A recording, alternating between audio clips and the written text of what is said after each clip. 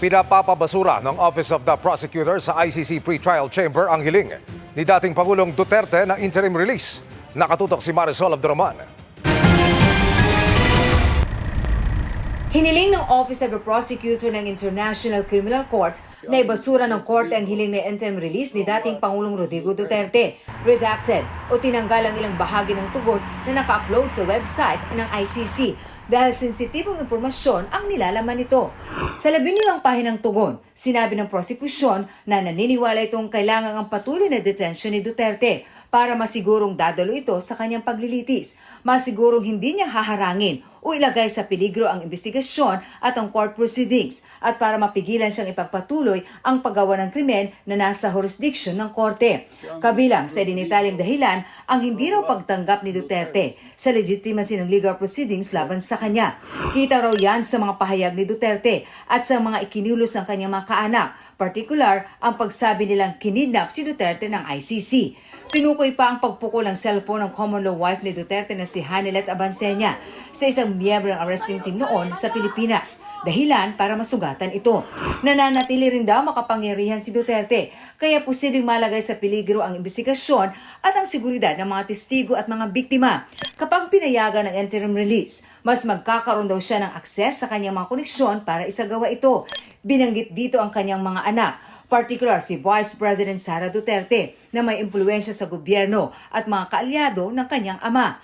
Binanggit din ang impeachment proceedings laban kay VP Sara at ang aligasyong nagbalak siyang ipapatay si Pangulong Marcos.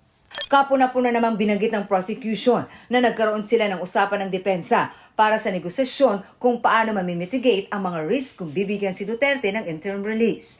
Pero yan daw ay kung si Duterte ay dadalhin sa isang bansang niredact ang pangalan na may mahabang history ng pakikipagkooperasyon sa korte at nakatitiyak na masusunod ang mga kondisyong ilalatag para sa interim release. Pagdiin ng prosekusyon, hindi raw ito sa bansang tinutukoy ngayon ng mga abogado ni Duterte. Hindi rin daw pumayag ang prosekusyon na hindi nito tutulan ang isang petisyon ng depensa, lalo't hindi pa nito na isusumite at hindi pa nila naaaral. Si Vice President Sara Duterte naman, kinumpirma na isa ang bansang Australia sa kinonsidera ng legal team ng kanyang amang si dating Pangulong Rodrigo Duterte para sa kanyang interim release. Australia is in the list of countries that are considered by the lawyers. Paglilinaw ng bise, hindi ito ang kanyang pakay sa kanyang pagbisita sa Australia kamakailan. Gayunman, sinubukan daw niya makipag-ugnayan kay Australian Foreign Minister Penny Wong. But unfortunately, she is unable to meet me on Monday. So I will not be visiting Australian government officials for this visit. But I do hope that I can meet them in my next visit in the future.